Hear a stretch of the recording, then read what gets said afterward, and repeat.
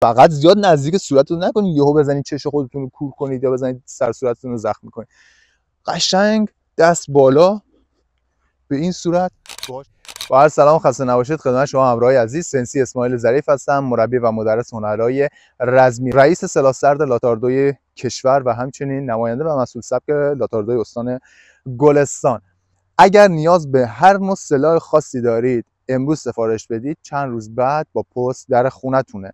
و اگر نیازم به آموزش خاصی به صورت مجازی یا پکیج دارید، پکیج های آموزشی سلاح براتون آماده شده که اونها هم براتون ارسال میشه و میتونید به راحتی از بروزترین تکنیک ها و مباحث هنرهای رزمی برخوردار بشید.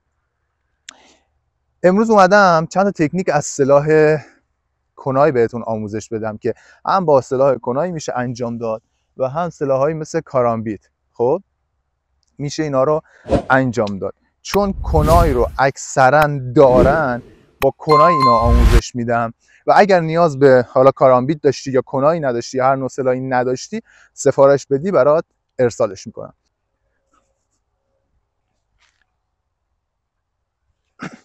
برای اینکه بتونید با سلاح تاکتیکالتون حالا کنای یا کارامبیت به این روانی برخورد کنید و باهاش کار کنید، چند تا تکنیک پایه رو باید بلد باشید. تکنیک اولی که خیلی مهمه اینه که سلاح رو به این صورت توی انگشتتون میگیرید، از دو بند خمش میکنید که سلاح از دستتون نیفته. بعدن که حرفه‌ای شدید دیگه کم کم میفهمید که کی قراره بیفته، کی کجا باید بچرخونید و این خم شدن انگشته دیگه اونجا نیازی نیست.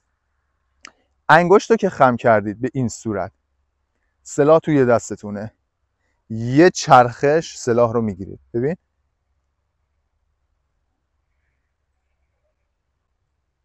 هم به صورت افقی هم عمودیش رو تمرین کنید. میبینی کم کم میشه به این صورت. حالا پایین عمودی، کلا افقی رو به بالا. ببین افقی رو به بالا، افقی رو به پایین، افقی رو به بالا، عمودی. همین سه جهت رو یاد بگیری، تکنیک های بعدیش هم که یاد نگیری کلی افتادی جلو. ببین من فقط دارم الان با دو جهت کار میکنم، حالا یه جهت دیگه اضافه میشه سه جهت.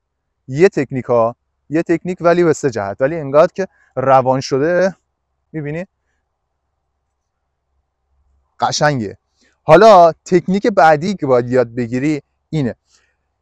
برگردیم به فیزیک نمیدونم چندم دبیرستانمون. خب به هر جسمی هر چقدر نیرو وارد کنی همونقدر نیرو بهت وارد میکنه. خب از این استفاده میکنیم. ما یه ضربه با کنای میزنیم به پشت دستمون، کنای یه نیرویی رو به دستمون وارد میکنه، همون نیرو رو دوباره دست بهش وارد میکنه و کنای برمیگرده سر جای خودش. ببین اگر کار با چاقوهای پروانه‌ای رو بلد باشید یا دیده باشید، چاقوهای پروانه‌ای یه طرفشون تیزه یه طرفشون تیز نیست. هنگامی که شما میخواید این حرکت رو بزنید باید سلاح چاقو پروانه‌ای رو یه تابش بدید، طرف تیزیش سمت دستتون نباشه و اون موقع است که این ضربه رو میزنید به پشت دستتون میخوره و برمیگرده. ولی سلاح کنای دو طرفش تیز هست ولی این دسته‌ای که داره اجازه نمیده که شما به اون تیزی اصلا دستتون برخورد کنه. پس با خیال راحت میتونید این حرکت رو انجام بدید به صورت عمودی. ببین به صورت افقی، عمودی، افقی. خب اینو تمرین میکنید، یاد میگیرید. همون تکنیک هاستا. میبینید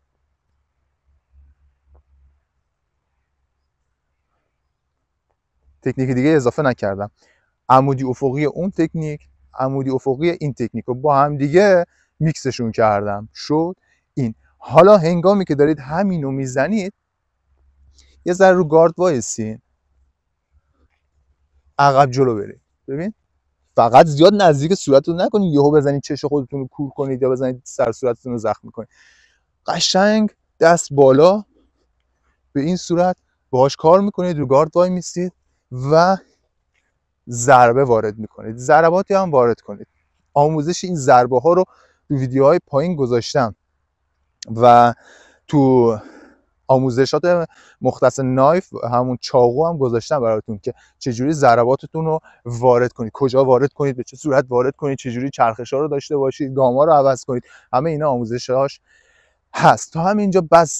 تکنیک‌های پیشرفته‌تر رو ان شاءالله تو ویدیوهای بعدی براتون میذارم. تا آموزش‌های بعدی، بدرود.